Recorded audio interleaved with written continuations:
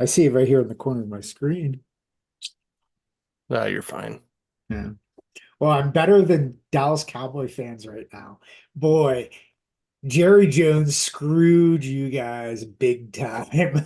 I did not think that was gonna happen, but wow, what a slap in the face. Just before the season, too. Hello. All right. Welcome to the Toddcast, everybody. We're back and stuff. Yes. Um, well, we got some things coming up. Um, Next weekend, not this weekend, but next weekend. Um, we have the uh Planet Death Day up at the warehouse where you can get your picture with the Planet Death armor. Um, which is kind of cool. Huh. And someone from Bad Idea is actually going to be there, so make sure you check that out. As well as Jim Rugg will be there because he did our variant cover. He's going to sign a bunch more if you need one. So, if you got what it's called, you get signed. Yeah, it's time to bring it up there, or just go up and get another one, whatever. Yeah. Um, Just saw him this weekend with him and Tom at the West Virginia PopCon.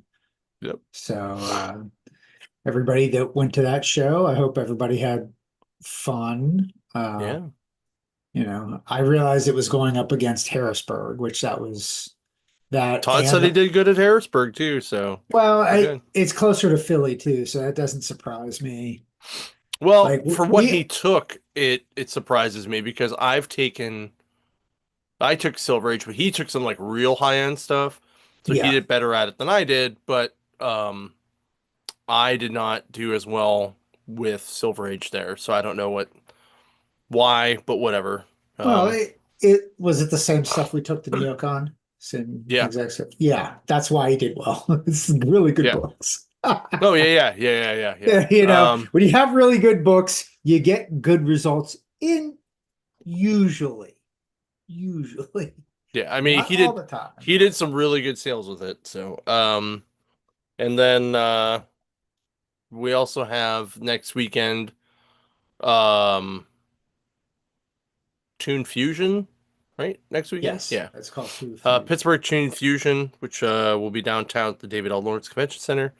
I will definitely be there. I don't know who will be helping me. Possibly Justin. You might just see him walking around as well. Um, but hopefully, but we are going to be doing a giveaway for that. We have four passes to give away. So we're gonna do that this weekend, over the weekend, um, Saturday and Sunday. So uh, if you got to the mills, you'll be able to put your name in the hat, and we're gonna draw the winners on Monday. So 2 days to get some cool shit, cool passes out of that. So make sure you check that out. Thank you, Tune Fusion, for hooking those up. That's pretty cool of you. We appreciate that. Um, yeah, other than that, it's been pretty meh. It's a quiet week. It's Yeah.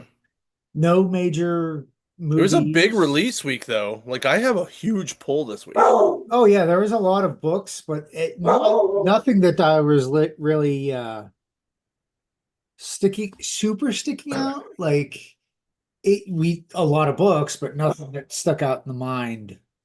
Hmm. Like you'll see some of our comic talk here, and I'm going to brutally attack this Batman book hard. This may be Oh, so I did not read it because I was like, I almost guarantee Justin's gonna read this. And yeah, because I usually I try to also read Elseworld stuff. yeah, I also totally called that you were gonna read Biker Mice from Mars, and you did. Yeah, yeah. So I was like, oh, I know him well enough to know that. And Yeah. then when I saw Hulk, and I was like, that's it. That's what's gonna be this week. I called all Well, three of your there's books. also the end of Wolverine Kitty Pryde, which actually was actually pretty well done. Hmm. Again, written by Chris Claremont. I don't, it's hard for him to write about a Wolverine story. Yep. So I like that a lot, but it's easy for me to give pluses for that. So I decided to take the route of like trying to be more diverse, Hmm. independent, DC, and Marvel this Yeah. week. I mean, I have an IDW book in there for the first time in a while. Yeah. I will say though that I sat through my Penguin monthly meeting, and a book that Justin's definitely going to talk about when it comes out is Spirits of Violence when it comes out, because it is going to be all the Ghost Riders plus Helverine fighting against violence. Um, and I was like, as soon as he said it, I was like, well, there's Justin's book for like a whole like couple months worth of episodes. I'm not Like, that into Ghost Rider. I'm a picky Ghost Rider. yeah, but Helverine's in it too, so Hey, yeah, I enjoy Wolverine and I like Robbie Reyes Ghost Rider, but like Danny Ketch and uh Johnny Blaze. Johnny Blaze don't appeal to me as much Well, because I feel, Danny Ketch is my man. yeah, I mean, it's usually one or the other. Like you either have someone who's OG or they like the Danny Ketch from the 90s. And then Well, it's this is one or like the other. those two guys, Helverine, the old Spirit of Vengeance, like white Ghost Rider apparently supposed to The be in there. cowboy. Yeah, I the call him cowboy. the girl one and Robbie Reyes, like all of Okay. them are going to be like all like six or seven of them are supposed to be in this book. It's going Okay. to be crazy. So, Yeah. I'm kind of anyway, behind on Ghost Rider lore. I know there's like a ton of them now instead of just a handful, yeah. like one or two. So if you guys are into that, or if you're into any of the X-Men Age of Revelation thoughts, where they're going to kind of shake up the X-Men world for a couple months toward the end of the year, make sure you check that out and request your books now so we make sure we get them in for you. So but that'll be cool. I actually was interested in the binary book because it's binary with the power of the Phoenix, and I was like, Yeah. holy fuck, this We is haven't gonna be seen that in a awesome. while. Yeah. Yeah. Well, we haven't seen binary in general in a while, except for there was one issue of Captain Marvel where she went binary uh once, like about a year ago, maybe 2 years ago. Mm. Anyway, it looks good. So some of them look cool. Like X-23 is going to become Sabretooth. I s- There's an Iron Man Emma Frost uh book that's apparently going to change really how we think about Iron Man and Emma Frost like as characters. That was the one that spiked the most interest and was talked about the most when we had our meeting. So make sure you check this stuff out. It's gonna be cool. So I saw the Wolverine is Wendigo or Wendigo Wolverine. I was like, oh, okay. So it's either Wendigo from like the current Wolverine that he took over Wolverine's mhm, mantle, maybe? Is that who it is? yeah. Okay. Mhm, That makes sense. That's why they inserted him in there. Okay. But I like that character, so I'm kind of curious now. So mhm, mhm. that might be there. So that'll be interesting. But Yep. I did hear a lot of negativity about it as well, where people just want I just want my 90s X-Men. I just want my regular X-Men. That's all I care about. I don't Yeah. want anything new. Yeah, the usual Yeah. bah Well, apparently humbug. it's not going to be a long time, but I think it's going to be like a 4 or 5 month thing is what I'm understanding. Like Okay, so it's Marvel going to be like an Marvel event. has not yeah, Marvel has not confirmed how long it will actually go. Okay. So, um but speaking of events, it was discussed that the Avengers X-Men Eternals book is going to be adapted into one of the MCU films in like the next 10 years, which I thought was cool because I was like, holy shit, well, there's the X-Men. Um, and Well, Eternals are coming back, which I also thought was so good. so I guess the back issues are going to be pillaged a little bit. Well, it's a good thing that they made like a bazillion of that book. So, Yeah. um, How many different printings did they make oh out my of God. those?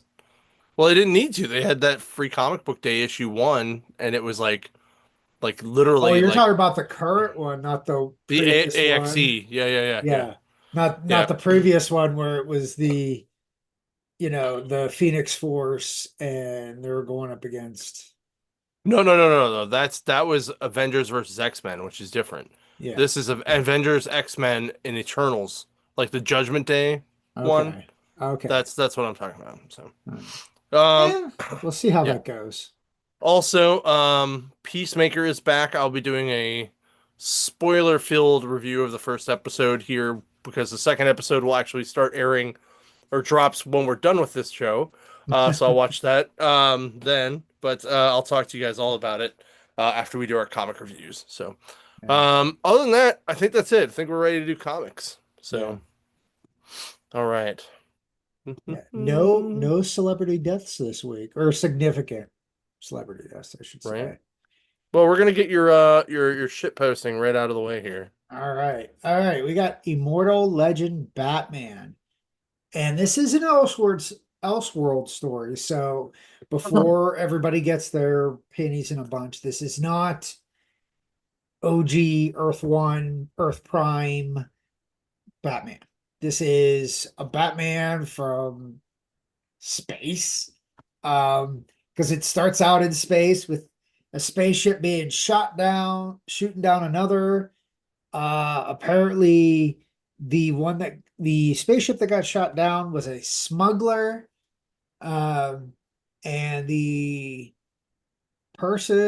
then the pursuer was Batman. I'm assuming this is years in the future, whatever, because they refer to it as the immortal legend, Mm. Batman. And apparently he kills what they call shadows, which are basically like dark shadow creatures. So, Okay. so hard to think of a proper name there. But as he's interrogating this smuggler, he's asking where Bruce Wayne is. So right there, you're getting the curveball of this Batman's not Bruce Wayne. Um, and as this is happening, we see three people on the same planet: Ava Veer, Mayor Dent, and Sheriff Bruce Wayne. Hmm. Uh, and they are talking over a murder. You see this mutated corpse in this I guess it's like a mining town. It's in space, but it's very old school Western. So we're going with some Firefly aesthetic here. Where yes, we're in space with spaceships and laser guns, but we have the cowboy aesthetic of brown trench coats and little sheriff stars. I'm like, this is first and foremost, I have to say, this is very not creative whatsoever. The fact that you had to use Firefly as your reference is sad. I respect it to a degree of there are fans of Firefly out there, which I am one of them, but this was kind of weird. Um, anyway, Batman confronts Dent and Wayne as they return back to the town, um, saying that this Bruce Wayne is a shadow. And Dent is like, well, shadows aren't intelligent. They don't have, you know, thoughts. They don't even morph into human beings. Turns out the shadow, they call the shadow the Two-Faced Man. So I guess this is the version of Two-Face, uh, which the design looks pretty cool. It looks very like the shadow version kind of looks very badass in it. Like this, I feel like they're like, let's do a book, but instead of Batman Beyond, we have regular Batman. Because this is the vibes it's getting off because he's shooting batarangs out of his wrist. Um, I couldn't get into this book. It too many borrowed ideas instead of doing something a little bit more original. Uh, Batman does reveal he is the real Bruce Wayne to Ava and Dent, to prove that he is Bruce Wayne and this imposter was a shadow. He does defeat this shadow. He ends up rescuing Ava and Dent because apparently it caused some sort of um, mine collapse, so he saved them. And then he returns back to Earth. You do get a thing of like a little bit of an origin of this, where it's like part mysticism, part tech uh tech thing. And it's you we're going to get a Robin version of this apparently, because you get a Robin Hmm. uh thing and a Nightwing at the same time. So you're getting Robin and Nightwing, and Batman. Um, I mean, the only thing I'll say is I like the outfit design. So yeah, yeah, I think the art looked good. it's just it's all over the place. Um, I'm just not feeling it. I love Batman Beyond. I feel like this spits in Batman Beyond's face. Like it's like here's Yeah, but all the Batman Beyond is a completely different idea yeah, though. yeah, I get it. I get it. This is Elseworld. They can do whatever they want, like Hmm. tweak things here and there. But I'm sorry, it's just not working for me. I'm gonna give this like a 3 out of 12. Wow. Like, this has got to be the worst Batman I've read. And there are a lot of bad Batman books. Hmm. But this one, I don't like their explanation. I don't like their origin with this. Um, it's not making much sense. I mean, I'm is there I don't know how many issues they're going to make out of this, but you've already lost me. Hmm. Um, it's just maybe it's just not made for me. I get it. This does seem very anime-ish. Like it's you can tell by the style. This is very Japanese anime style. Influenced, yeah. Yeah. Hmm. I get it. And I normally I don't have an issue with that. I love anime. But I hate Batman like when they're trying to force stuff onto Batman and make it different for different sake. I mean, I know it's Well, that's the probably point of Elseworlds. yeah, So, yeah. Maybe it's just this might be like the one Elseworld Batman where I don't care. I don't care about it. Like I love and all that's the fine. Yeah, I yeah, mean, like, a yeah, lot of people didn't like Earth One. A lot of people didn't like, um, in Blackest Night. And some yeah. people And didn't there like, what was the one with, where he was like walking through the desert with Joker's head in a lantern that oh Scott Snyder did.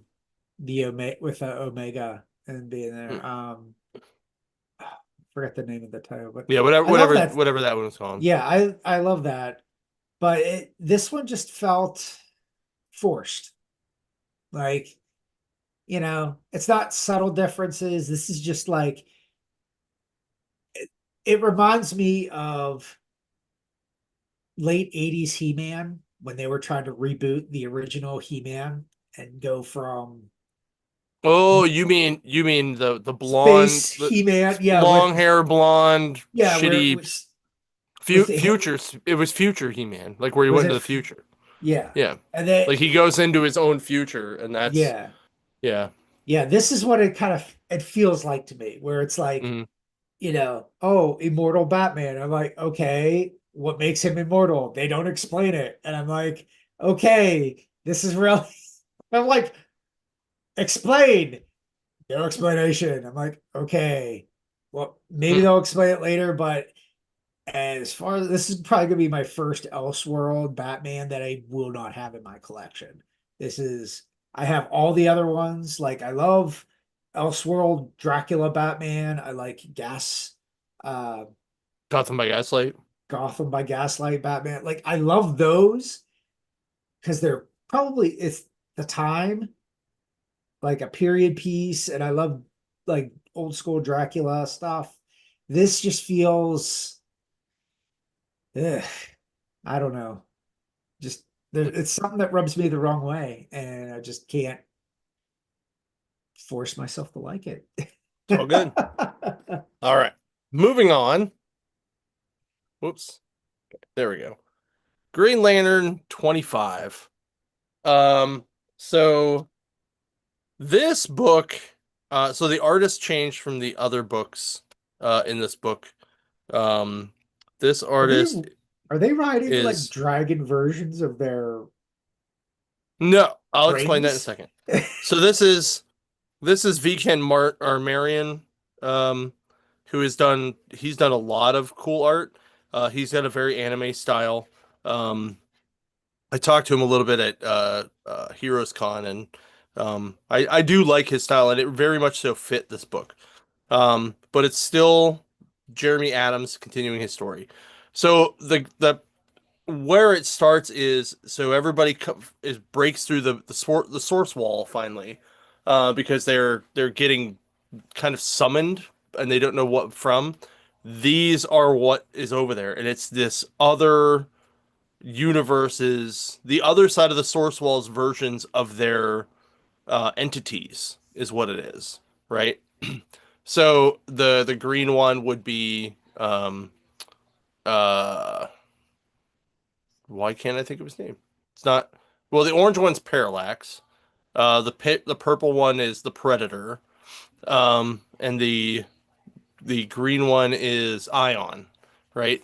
So they're all this other universe's versions of their entities, right? So they kind of go meet them, and they realize that the white entity was the only one that could break through the wall. He went over and took over, like possessed Kyle and kind of brought everybody over, and that's how that worked out. But as they're talking to all of them, Hal realizes that they just want to get to the other side of the wall to feed on emotion. So he doesn't trust them at all. Um, and everybody else is like, "What are you doing?" And so he kind of makes a pact with them that they can help them fight the Dark Stars, um, but they may not necessarily get to stay on their side of the source wall. So Kyle turns White Lantern. Everybody gets to be on a different kind of entity. So Hal's obviously with Ion, Carol's with Predator. Um, uh, oh man, why can't I think of who's on the blue one? Um, oh, Guy's on the purple one. Um, oh, or Anya is on the blue one. Um, Joe is on the greed, and Sinestro's on the red, and the yellow is Kilowog, and um who the hell else was the other one? Kilowog, and I want to say it's Jessica, but that's not right. Hold on. But the art in this book is just absolutely fantastic, just so you know. It is maybe I'll tell. Nope. Oh yeah, it is. It's definitely Jessica. So anyway, they basically get they each get their own um kind of entity to ride. They put like these energy like leashes slash collars on them to ride them, and then they take on the Starbreaker Corps, the Starbreaker brothers, and at some point they realize their power's in their ring. So Hal just makes a giant Buster Sword construct and literally cuts the dude's arm off or hand off that he had his ring on, and then Sinestro's like, "Well, I can't let Hal be the only one who gets all the glory," so he does it to the other guy. Um, and they both kind of run off to the because it severs their tie to the Gray Lantern. So he lets them kind of get a head start, and then all of them are following him at the end of this. Um, so I really enjoyed it. It started off slightly slow, but picked up pretty good within the first like 2 pages, 3 pages, um, or after the first 2 or 3 pages it picked up. So I really enjoyed it. I'm giving this book a 10 out of 12. Um, because while I do like the art, I'm also not a big fan of the anime style art. And I get that that's what Ken does. But um, it is one of those things where um, I was really loving the guy who did the art beforehand. I thought his art fit it a little bit better. But this just really worked. I don't know if Marion is going to be the consistent artist or if he's just going to be a fill-in. But either way, it's really good. Make sure you guys check it out. I love the cover. It's very badass. That Hmm. that would be a good, see if you could get that original art piece there. That'd be cool. That But would probably be like multiple thousands of dollars, and I'm not oh, going I'm to do that. sure. I'm sure. I have no doubt. I will. I am continuing reading my Biker Mice from Mars. This is number 3. Now, this is the aftermath of the volcanic disaster that hit the village that the Biker Mice helped uh, rescue, and also you see through this comic where they're trying to fix everything. It's like a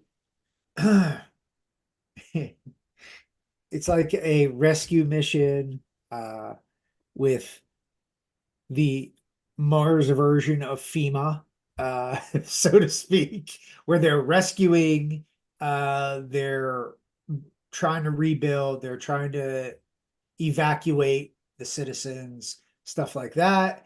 Um, but you're also seeing the that Limburger. For those who don't know who Limburger is, he is the bad guy in the original cartoon series, Hmm. but he's basically middle management. Uh, the true bad guy is these aristocratic Plutarchian, who's basically like treating Limburger like garbage, which I love to see in this book. Uh, because in the cartoon series, he's always getting away with everything. But this one, he got like stuff thrown at him. He did send one of his lackeys who ended up being this uh,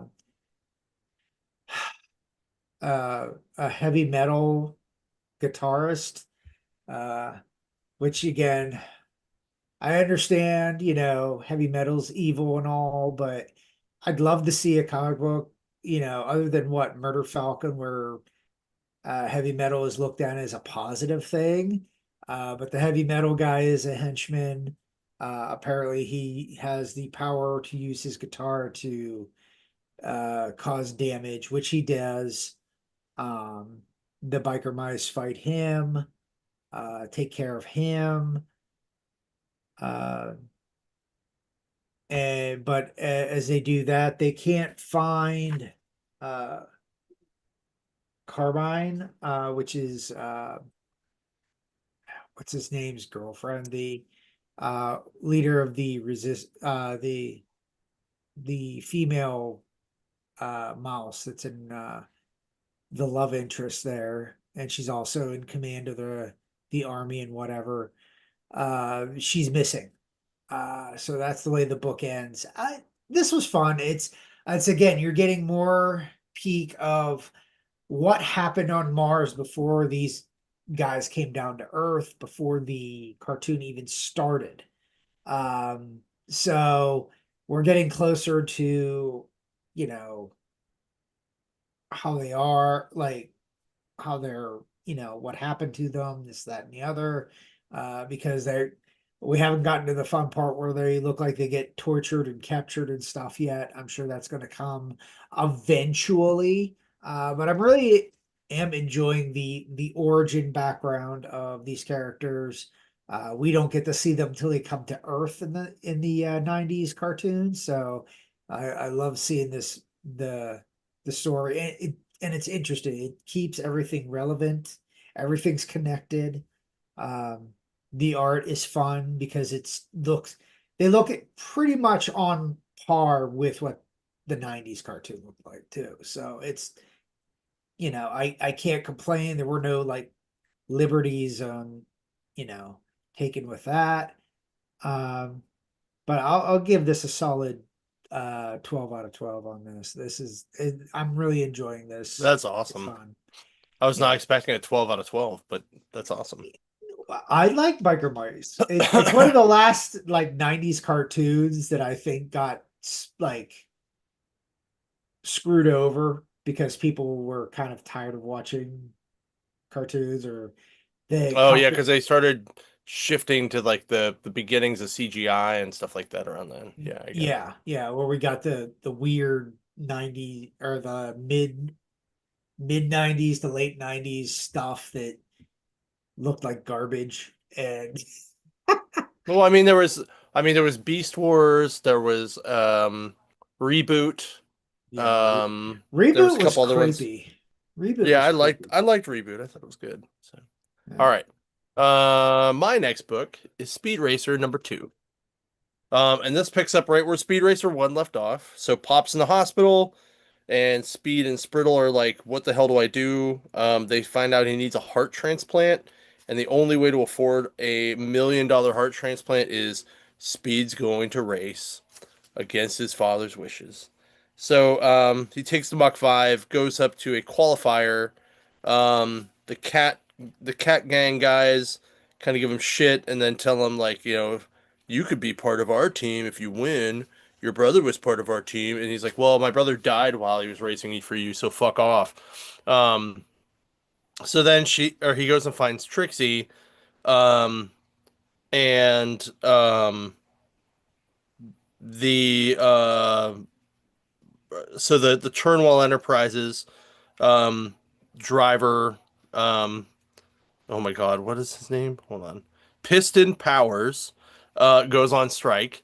So Speed begs her to race under his or under her stuff. She's like, yeah, sure, why not? Um, like, so they do the race, and everybody's giving him shit about the Mach 5 because it's like an older style car. They call it like an antique and stuff.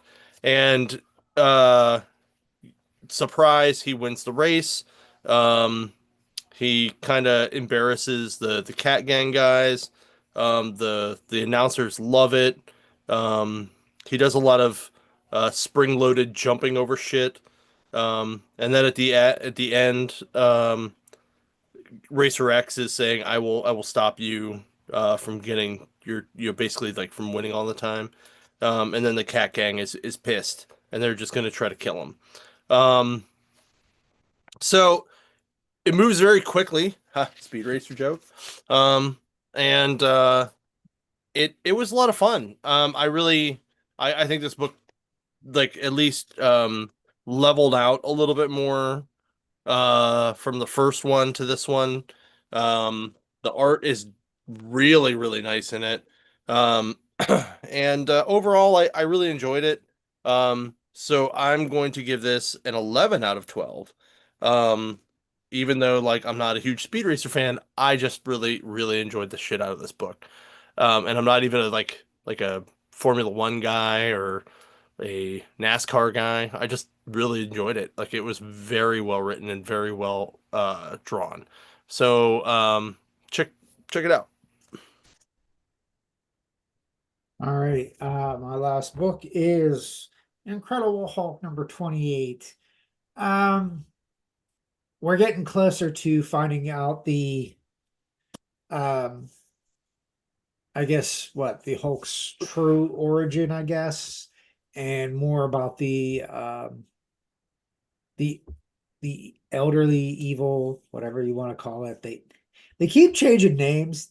They need to stop doing that. That's my big gripe about this because there's like half a dozen names they've named this evil, and they need to just stick to one.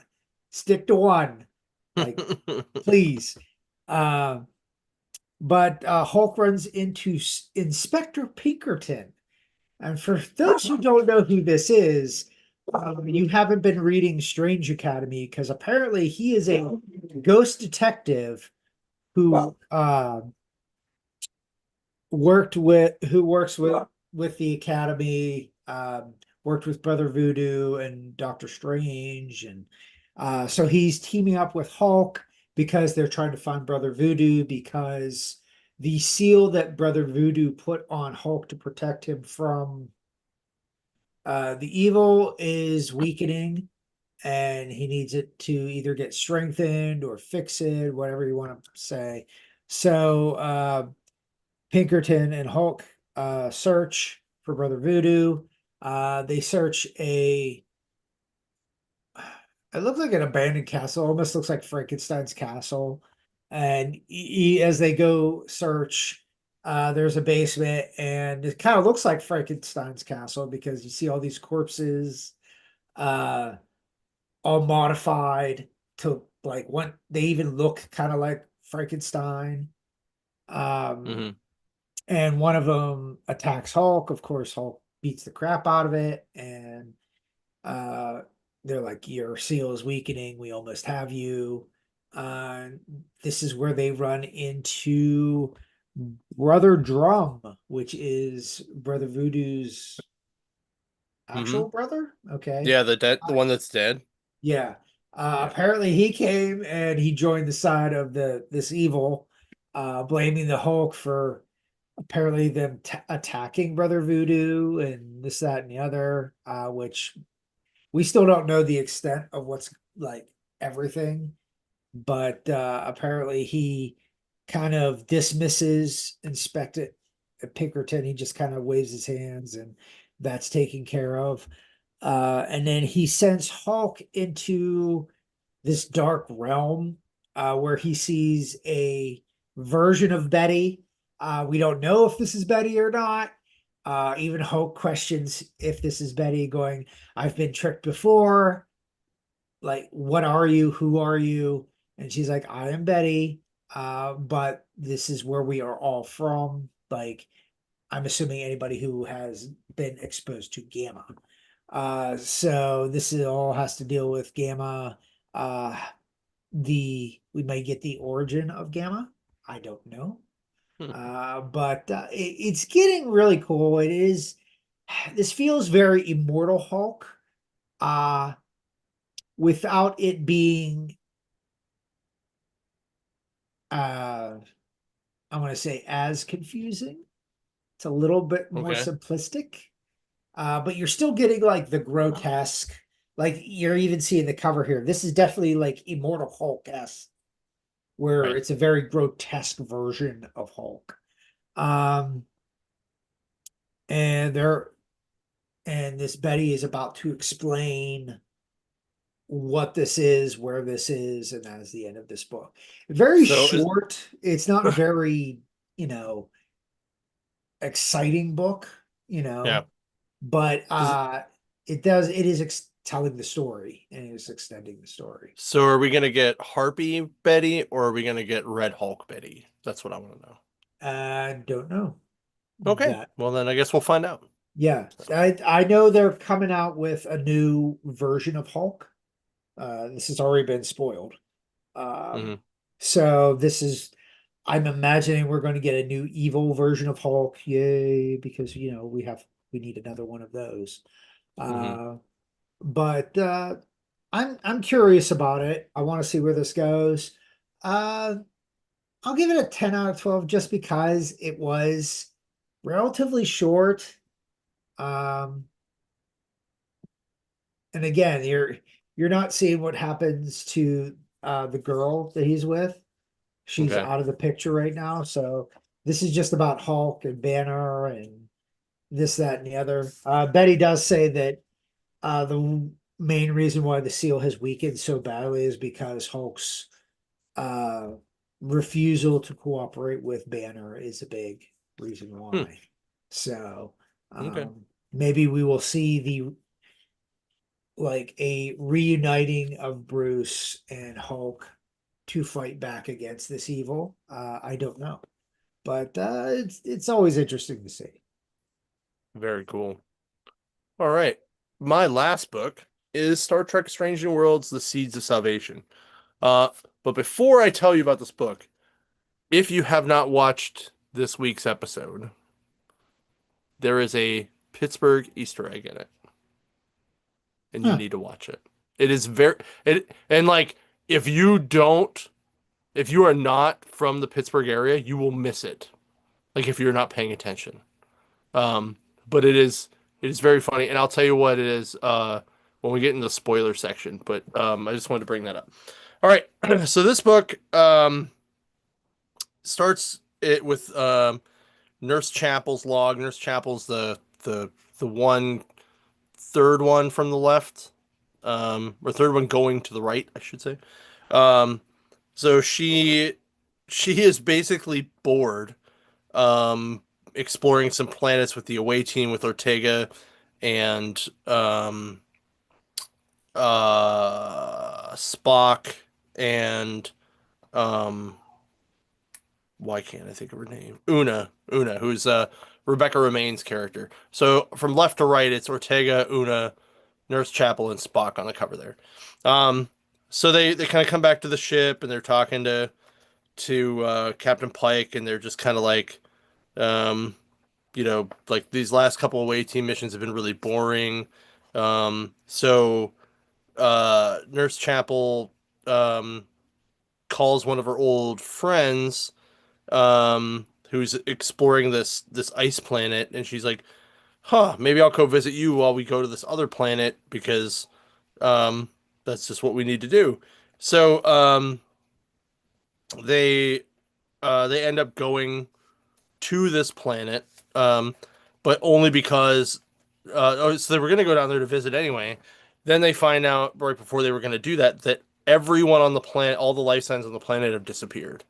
So they go back, they go down to the base that the other scientists are looking at. It's kind of abandoned.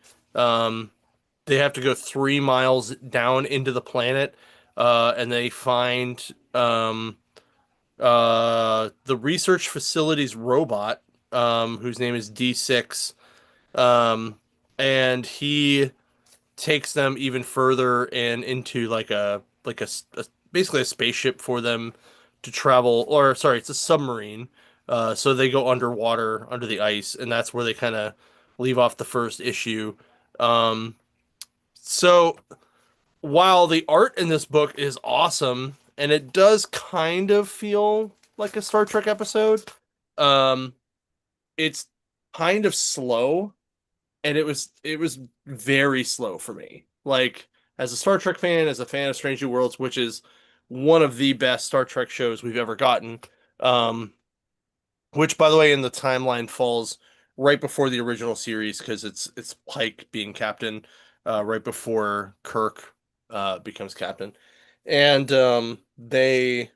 so this book, like I said, was a little slow off the off take. So I'm only gonna give it a 6 out of 12 because I really love the art, but the story was just a little bit slow for me. But they did a good job kind of capturing everybody's um, face for this for the from the show.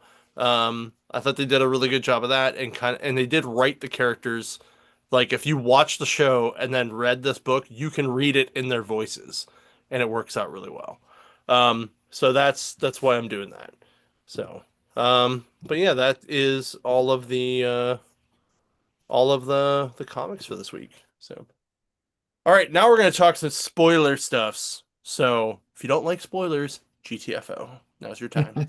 Um, and while people are getting the hell out, I will say, so the new Quantum Leap hit Netflix this week, and Oh I've been yeah. watching. I'm about halfway through the first season, and it's actually pretty good for being a rebooted series, like because it's a continuation of the original.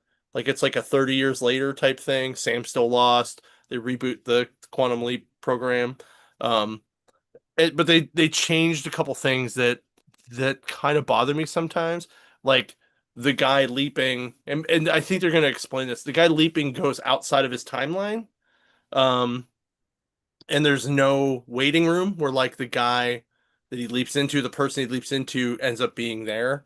Like that doesn't happen. Um, so like they can't talk to them.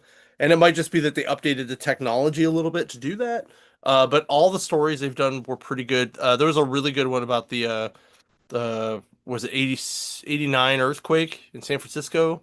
That was really good. Um, so I kind of dig it. So all right, now we're gonna get spoilery. So here's my Star Trek spoiler, my Pittsburgh Star Trek Stranger World spoiler.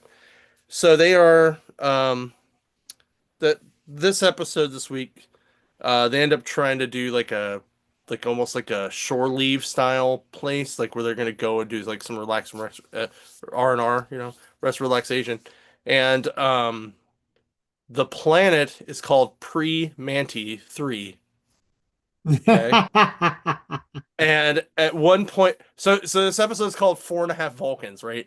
So four of the crew become full Vulcan, like because they have to go and talk to this planet that has known the Vulcans before, um, like for a long time, like even though they don't have warp, so it's pre-prime directive knowing of Vulcan, but their sensors are like super huge, like super good, so people like they if they were show up as like a human, it'd be weird. So Pike, Una, Noonien Soon, and Uhura all become a Vulcan through like a medical thing where they actually become Vulcan, and then they like shit on Spock the whole time for only being half Vulcan.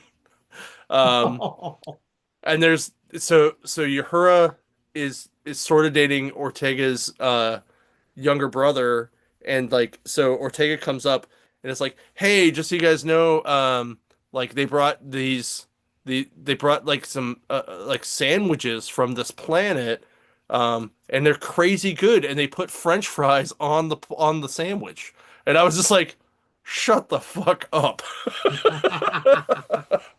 So that's your Pittsburgh spoiler for that, and the fact that the planet's called Pre-Manti 3 was pretty awesome. But Patton Oswalt is in this episode, and it is Of course she hilarious. is. Of He course he she is. plays so his character is a Vulcan who is have been raised by parents that are so infatuated with Earth that they named him and his cousin and his sister actual Earth names. So his name is Doug. Like, right? Yeah, right. And like, and then his Oh brother's name's Pete, and his cousin's name's Susan. Um, God. and yeah, and That's so like him naming and that's like right, so naming him your and cat this. Jeez. right, so him and Una are like ex-lovers, like, and they can't control themselves when they're around each other. Like, it's really funny. Like she like turns into like she's like normally Rebecca Remains character because she's the XO, right? Yeah. She's the number one. And she's referred to as number one, just like Riker was. Yeah. But she normally she's like very militant and understands like tactics and stuff like that. But when she sees this guy, she's like, Spock, you have to come with me because I can't control myself. And he's like, what? So they get over there, and she just like she eventually has to lie to Doug and be like, I'm married to Spock, we have two kids, blah blah, so that he would not try to get with her. And Yeah. then eventually, like Spock's like, "You need to leave." Like he spills a drink on her, and then like he's like, "Oh, I'm gonna go help my wife clean up." And then he's like, "You need to leave," so I could talk to him. So he leaves, or she leaves, and then he ends up talking to her.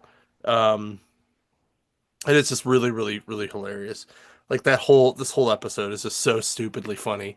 Oh, Um, jeez. so I Well, really it's Patton recommend people. Oswalt. That's why. Well, this show does a great job of like classic Trek, like original series vibe, updated to like the um almost like the same kind of look that we got in the Kelvin timeline, which is the Abrams verse, with a little bit of that vibe too of the characters, but also a lot of humor. Like they put a real good chunk of humor in it.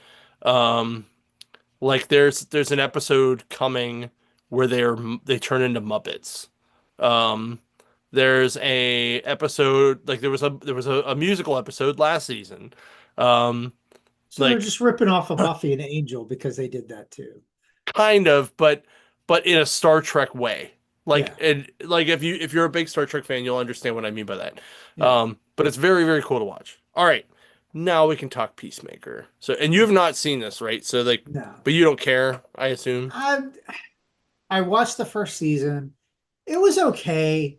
And I respect Cena for putting his spin on it. And he's really good. He's funny in it. I'm just not, again, it's a character in DC that nobody gives a shit about. Mm-hmm. Mm-hmm. And You're right. again, I think that is, um, his name escapes me. It's right on the tip of my tongue. Uh, shit. James Gunn. James Gunn's forte is taking an unknown character or a character no one gives a shit about and making you care about. And Yeah, agree. I give him credit for that. I just wish he'd pick better characters. There's so many characters to choose from. Right. Or again, I would kill for a Doctor Fate series. I would kill for an Etrigan series. Yeah. Like, I want to see those characters like get more love. Um, but a human that basically his only talent is I kill people and my helmet has powers. Mm-hmm. Okay, Yeah. whatever. You know, but Yeah. like I said, John Cena is funny. He's funny in this. I Yeah. give him credit. He's an okay wrestler. I was never a John Cena wrestling fan of him, but I Me give him either. credit in Hollywood for probably be even better actor than The Rock and Hulk Hogan. He Oh, has definitely taken better his than level. Hogan. Yeah. Holy shit. But as far as Hollywood, he has taken his level up there. And he tends to be really good in his roles. And Hmm. he puts his entire self into it, Yep. whether it be silly, evil, badass, whatever. Yep. He puts his whole heart into it, and I give him total respect for that. That's why I like him as a person. Uh, I Hmm. may watch this season later. I'm just not gonna get on like need to watch it now thing. Why it happened to fall very nicely where my HBO subscription was about to expire, so I bundled it with my Hulu and Disney. So I do all of it with ads for like 17 bucks a month. Like all Mm. three of them. I get all three of them for that. So, and I get enough out of all of those to pay 17 bucks a month. Because really, like if I watch a movie on each of them a month, I've basically paid for it because that would have been like what it used to be to rent movies, right? It's If true. you think about it. So, But plus, um, if you have Netflix, right? yeah, Okay, so you get to watch WWE too, which everything that they're doing now is they're triple charging for everything now. yeah, So yeah, you at least get to watch wrestling for free yeah, for Mondays. right. So, yeah. Anyway, so this first episode, um, is actually really, really good. So it picks up and it does the recap of the last season, but they change the end of the recap to instead of it being the Justice League showing up at the end, it's the Justice Gang showing up at the end. And they change it from Aquaman and Flash having the bicker to Green Lantern and Hawkgirl, right? Um, so then, you know, at this point, he's killed his dad. He accidentally killed his brother when he was young. Um, he saved the planet from an alien invasion. Um, but Argus has been outed, so all the Argus people are kind of everywhere. Um, Amanda Waller's kind of embarrassed by everything, so she's probably not going to be in the episodes anymore. So, um, and it's they're trying to I think not connect it to the old stuff as much. Yeah. But so they so he's got an interview with the Justice Gang to become a Justice Gang member, right? So he shows up to this like shitty plaza, like in a boarded up thing where there's just two guards standing there, and as he walks up, um, the White Rabbit like comes out crying, like she just bolts out crying, like the White Rabbit villain from Batman. Um, so which was cool to Oh. see live, and I was like, holy crap, that was awesome! Like that's such a cool Batman Easter egg there. So he goes into his interview, and it's Hawk Girl, Green Lantern, and Max Lord all behind glass, and Oh, you know they're jeez. flipping the switch for the mic, but Uh-huh. Max Lord doesn't realize that it's that Guy fucked it up when he made it, like when he put it together, and it doesn't actually turn off. So they're talking, and like he's like Peacemaker's just kind of like, what the fuck? Like, why are they shitting on me so hard? Like, it's really, really kind of interesting and kind of amusing. Um, so eventually, like they say no to him, and you know he goes back home, and Hardcourt is like having a lot of PTSD and is like picking fights at bars and shit. I don't know what they're gonna do with her this season, but it's kind of interesting.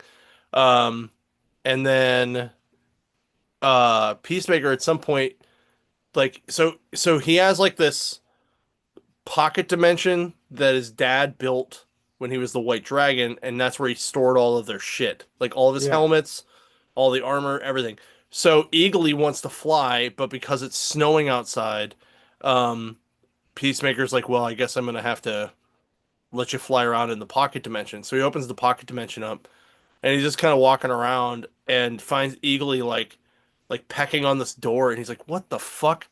So he opens the door and he walks into this like mansion room, and then he sees his dad. And his dad's like, "Hey, sport, what are you doing here? I didn't think you were home." Blah blah blah. It's like, and like he's like, "Well, I'm going to bed. Bye." And then he turns around and leaves, right, and gets out of there.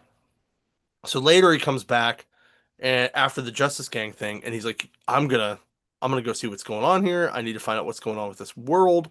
My dad's in there, whatever." So he goes in there, and he's like looking through the building, like the house.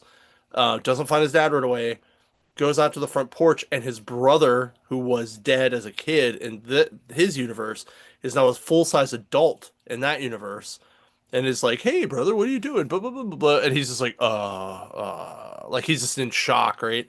And then their dad shows up. It's like, "Hey, come on, let's have a drink before bed. Blah blah blah. Let's have a nightcap." So they're all sitting there, and like the dad and the brother are talking stories, and Peacemaker's just kind of like, "What the fuck?" So they all go to bed, and uh, Peacemaker's about to go back, and he's like, "Hold on, I'm gonna check out my room here." So he goes to the room that he has in that universe, and the band posters on the wall are all like slightly different than like what would be in our world, right? Yeah. So it's almost like an So Elseworld type thing. it's an Earth 2, Earth 3 Yeah, situation. kind of, yeah, yeah, Yeah. yeah. So then that universe's Peacemaker shows up and wants to kill him because he's like, "Who the fuck are you? Why are you in my house?" Right? So they eventually go into the Pocket universe and have this big fight.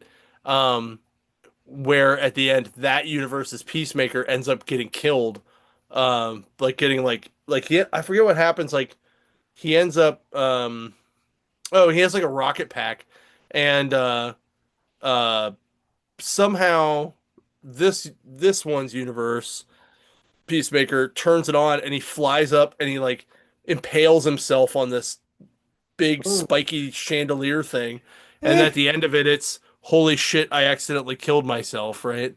um So now he's I imagine this season's going to be him bouncing back and forth, And trying to be forth. Yeah. Peacemaker in both.